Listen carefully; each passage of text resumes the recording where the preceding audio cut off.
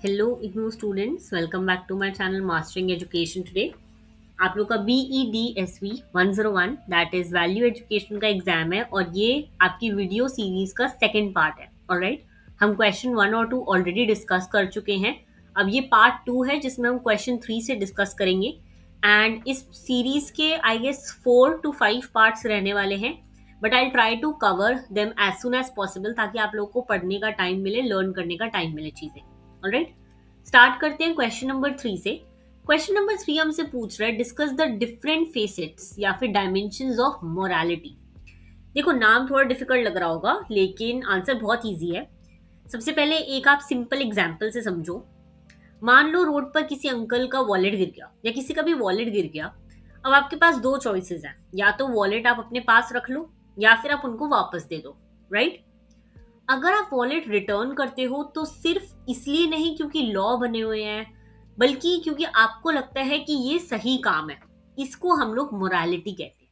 Alright, जब हम एक सही गलत चीज करने से पहले सोचते हैं ना कि क्या मैं ये कर रहा हूं तो गलत है, क्या मैं कर रहा हूं तो सही है और मुझे सही चीज करनी चाहिए, उसको हम मोरालिटी कहते हैं। ठीक है, देखो सिंपल लैंग्वेज में मोरालिटी मतलब राइट और रॉन्ग में डिफरेंस समझना और हमेशा जो है सही काम करना। ओके, लेकिन मोरालिटी सिर्फ सोचने तक लिमिटेड नहीं होती। इसके अलग अलग डायमेंशन होते हैं। कैसे आप सोचते हो, सही गलत क्या है, किस बेसिस पे आप डिसाइड करते हो क्या सही गलत है, उसकी भी चीजें होती है जिससे आप डिसाइड करते हो। ऑलराइट, मैं एक और बात क्लियर कर दूं। देखो, मैं एक्सप्लेन कर रही हूँ चीजें तो मैं सिंपल लैंग्वेज में कर रही हूँ, आप लोग को समझ आ रहा होगा सही गलत, है ना। इंग्लिश है ये, ना मैं इंग्लिश बोल रही हूँ प्रॉपर, ना मैं हिंदी बोल रही हूँ। तो मेरे पास इसका ना हिंदी PDF अवेलेबल है। आप हिंदी PDF में से पढ़ सकते हो सब कुछ, ठीक है। लेकिन आप समझ इस वीडियो से भी सकते हो क्योंकि मैं सेम चीज ही समझा रही हूँ। मोरालिटी का मतलब नैतिकता, आपको इतना तो आप पढ़ सकते हो। तो आप ये PDF मेरे से ले सकते हो, परचेज कर सकते हो। फ्री नहीं है, this is a paid PDF, इसका ध्यान रखना। और आप हिंदी में क्वेश्चंस कर सकते हो, मैं आपको इंग्लिश में ही एक्सप्लेन करूंगी। हिंदी में मे बी मैं वन शॉट वीडियो डाल दूं लास्ट डे पर, बट ऐसे मैं एक एक क्वेश्चन एक्सप्लेन नहीं करूंगी हिंदी में। ओके, स्टार्ट करते हैं डायमेंशन से। क्या क्या डायमेंशन है मोरालिटी के। सबसे पहले आ जाता है cognitive dimension of morality. Cognitive का मतलब होता है थिंकिंग, सोचने पे आपकी, आप कैसे चीजें समझते हो, आपके दिमाग में कैसी चल रही चीजें। ठीक है, यानी पहले इंसान को ये समझना चाहिए कि क्या सही और क्या गलत है। ओके, जैसे कि आप एग्जाम्पल के तौर पे समझो, अगर आपको पता ही नहीं कि चीटिंग एक गलत काम है तो आप उसे अवॉइड कैसे करोगे। इसलिए पहले आपको नॉलेज जरूरी होती है चीजों की, आपको समझ आना चाहिए कि क्या चीज सही है, क्या चीज गलत है ना। तो इसलिए आपको वो चीज समझनी बहुत जरूरी है। तो आपका दिमाग कैसे सोचता है, दिमाग क्या चीज को गलत बोलता है, क्या चीज को सही बोलता है, वो बहुत जरूरी है। ओके, फिर आता है आपका अफेक्टिव डायमेंशन ऑफ मोरालिटी। देखो, ये होता है इमोशन से रिलेटेड। सिर्फ ये जानना इनफ नहीं है कि किसी की हेल्प करनी चाहिए, आपका अंदर हेल्प करने की फीलिंग भी बहुत इंपॉर्टेंट होती है। आपको अंदर से भी वो चीज सही फील होनी चाहिए, है ना।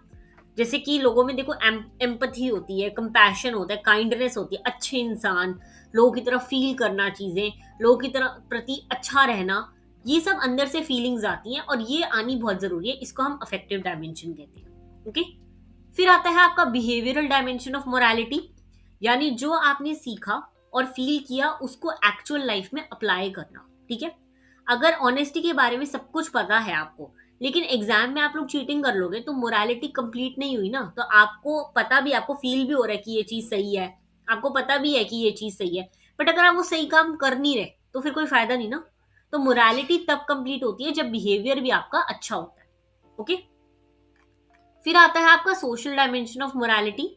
हम सोसाइटी में रहते हैं, इसलिए दूसरों की रिस्पेक्ट करना, रूल्स को फॉलो करना, सबके साथ मिलजुल कर रहना, इक्वालिटी मेंटेन करना, ये सब होती है सोशल मोरालिटी। ओके, कैसे आप सोसाइटी में बिहेव करते हो चीजों को लेकर।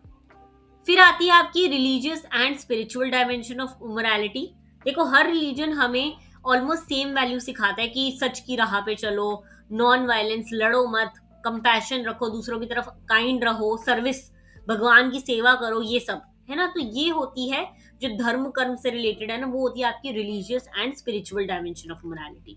ओके, ये थे आपके 5 डायमेंशन, आपको याद होने चाहिए। Cognitive, affective, behavioural, social and religious. यही अगर हम हिंदी में देखें तो संज्ञात्मक, भावात्मक, व्यवहारात्मक, सामाजिक और धार्मिक।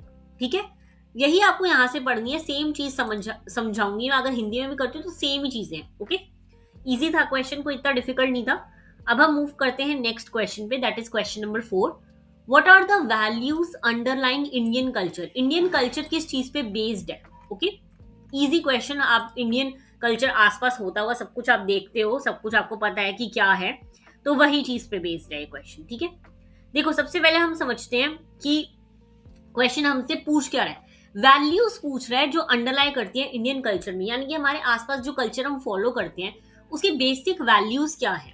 ओके, देखो इंडिया को यूनिटी इन डाइवर्सिटी क्यों बोला जाता है? क्योंकि यहाँ पे अलग अलग रिलीजन हैं, डिफरेंट लैंग्वेजेस हैं लोगों की, डिफरेंट फेस्टिवल है, लेकिन फिर भी सब एक ही कंट्री के सिटीजन है। और ये पॉसिबल है क्योंकि इंडियन कल्चर की वजह से।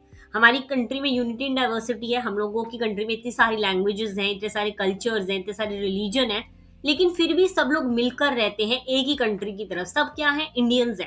तो ये हमारे इंडियन कल्चर की वजह से पॉसिबल है। ओके, इंडियन कल्चर हमें क्या सिखाती है अब हम ये देखेंगे। इंडियन कल्चर सिर्फ फेस्टिवल्स और ट्रेडिशंस नहीं है, ये एक वैल्यू सिस्टम है जो हमें बताता है कि आपको अपनी लाइफ कैसे जीनी है। ओके, क्या चीजें हैं जिसपे आपकी लाइफ बेस्ड होनी चाहिए।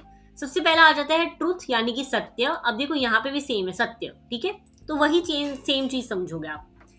सच बोलना और ऑनेस्ट रहना बहुत इंपॉर्टेंट है। हमारा कल्चर हमें ये सिखाता है कि सच बोलो और सबके साथ सही रहो। और जो आपने एक लाइन सुनी है बहुत फेमस, सत्यमेव जयते, तो वो बहुत इंपॉर्टेंट है कि आप सच की राह पे चलो। ओके, महात्मा गांधी जी ने भी हमें यही सिखाया था। फिर आता है आपका नॉन वायलेंस, दैट इज अहिंसा।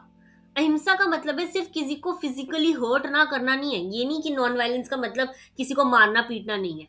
वर्ड्स और थॉट से भी किसी को हर्ट नहीं करना। आप कुछ ऐसी चीज भी मत बोलो कि उससे दूसरे को बुरा लगे।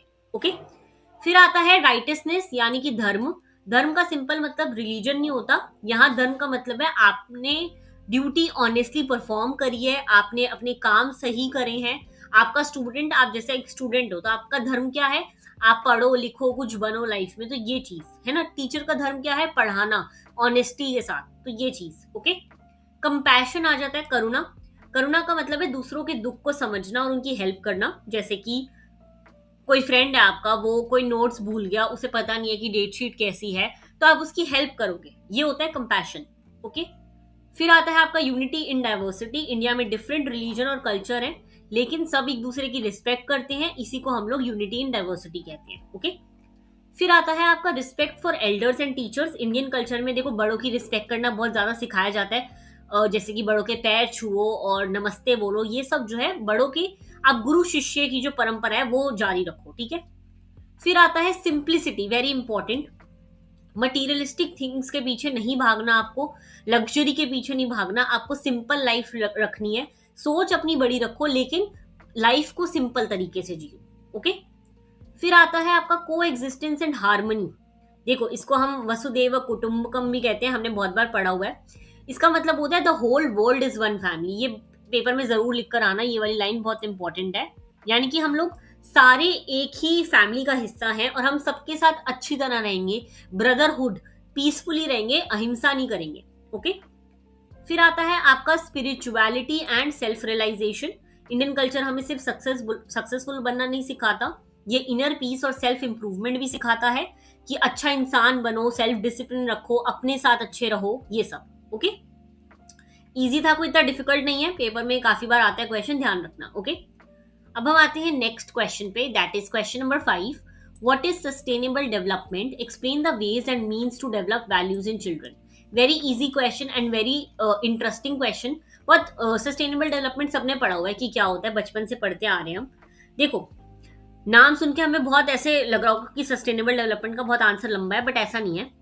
एग्जाम्पल के तौर पे समझो कि अगर हम आज सारे ट्रीज वगैरह सब कुछ जो है प्लांटेशंस खत्म कर दें, सारा पानी वगैरह खत्म हो जाए अर्थ पे से, और सारे नेचुरल रिसोर्सेज भी खत्म कर दें, तो फ्यूचर जनरेशन के पास क्या रहेगा? आने वाली पीढ़ियों के पास तो कुछ बचेगा ही नहीं ना। तो इसी प्रॉब्लम का सोल्यूशन है sustainable development. Okay, sustainable development का सिंपल लैंग्वेज में मतलब होता है कि आज की जरूरतों को आप लोग पूरा करो, लेकिन फ्यूचर जनरेशन की नीड्स को कॉम्प्रोमाइज मत करो। इतना ही यूज करो जितना आपको जरूरी है, ये नहीं कि आप फ्यूचर वालों के लिए सब कुछ खत्म कर दोगे। ठीक है, नेचर का यूज करो लेकिन मिस यूज मत करो। ठीक है, एग्जाम्पल जैसे कि मान लो घर में एक वाटर टैंक है, अगर आज ही सारा पानी खत्म कर दोगे तो कल क्या यूज करोगे? तो इसी तरह से अर्थ के रिसोर्सेज भी लिमिटेड है। अपनी ग्रीडी जो इंसान होते हैं उनके लिए मत करो, अपना उतना यूज करो जितना जरूरी है, और आने वाली फ्यूचर जनरेशन के लिए भी बचा के रखो। ओके। अब सस्टेनेबल डेवलपमेंट की अगर हम वैल्यूज देखें तो क्या जुड़ी हुई है वैल्यूज? एक तो नेचर की रिस्पेक्ट करना, ओके, रिसोर्सेज को सेव करना, रिस्पॉन्सिबल कंजम्पशन रखना, सोशल जस्टिस रखना, और फ्यूचर जनरेशन के बारे में सोचना। ओके। कैसे कर सकते हैं हम ये वैल्यूज डेवलप? सबसे पहले आ जाता है role modelling by parents and teachers. Children lecture से कम और ऑब्जर्वेशन से ज्यादा सीखते हैं। जिसके घर में देखो पहले से ऐसी चीजें होती हैं कि वो लोग वाटर सेव कर रहे हैं, इलेक्ट्रिसिटी सेव कर रहे हैं, तो बच्चे भी वही सीखते हैं आगे, है ना। जिस स्कूल में ये सब सिखाया जाता है वहां पे भी वो यही सीखते हैं। फिर आता है स्टोरी टेलिंग एंड लिटरेचर। मतलब कि आप लोग ऐसी स्टोरीज बताओ उन्हें, मॉरल स्टोरीज होगी, पंचतंत्र, रामायण की, महात्मा गांधी जी की लाइफ की, और ये सब वैल्यूज डेवलप करने में हेल्प करेंगी। Okay. School activities, tree plantation drive होती है स्कूल में, एनसीसी की एक्टिविटी होती है जहां पे हमें टीम वर्क, रिस्पॉन्सिबिलिटी सब सिखाया जाता है। ओके। क्लासरूम डिस्कशन, यानी कि टीचर्स अगर रियल लाइफ सिचुएशन डिस्कस करें तो चिल्ड्रन जो है खुद डिसाइड करना सीखते हैं कि क्या सही है हमारे अर्थ के लिए और क्या गलत। Okay. Celebration of national cultural events, 15 अगस्त और 26 जनवरी जैसे सेलिब्रेशन रखो, ताकि हमारे अंदर एक पैट्रियटिज्म, है ना, जो हमारा भाव है वो डेवलप हो अपनी कंट्री को लेकर। कम्युनिटी सर्विस, यानी कि ओल्ड एज होम विजिट करना, क्लीनलीनेस ड्राइव करना, गरीब लोगों की मदद करना, इससे हम काइंडनेस डेवलप करते हैं। Okay. Environmental education, water save करना, प्लास्टिक कम यूज करना, ये सब सस्टेनेबल वैल्यूज डेवलप करते हैं। योगा, मेडिटेशन, प्रेयर, ये आपकी बॉडी के लिए बहुत इंपॉर्टेंट है, इससे आप डिसिप्लिन सीखती हो, और पेशेंस, कंसंट्रेशन, ये सब। ओके। तो यही सब वैल्यूज है जो आपको डेवलप करनी है। आप 8 की 8 वैल्यूज नहीं, 5 वैल्यूज भी पेपर में लिखा होगे, इनफ होगा। ओके। तो ये था हमारा question number 5। Alright. Question number 5 आप यहाँ पे भी देख सकते हो, सेम ही है। ब्रंटलैंड कमीशन आपको पता होनी चाहिए, इन्होंने डेफिनेशन दी थी। ओके। ब्रंटलैंड कमीशन रिपोर्ट 1987 में ये डेफिनेशन दी गई थी। डेफिनेशन को आपको वर्ड टू वर्ड याद रखना है। ओके। तो ये था पार्ट 2। अब हम मिलेंगे पार्ट 3 में। पार्ट 3 के लिए आपको नीचे कमेंट करना है 3।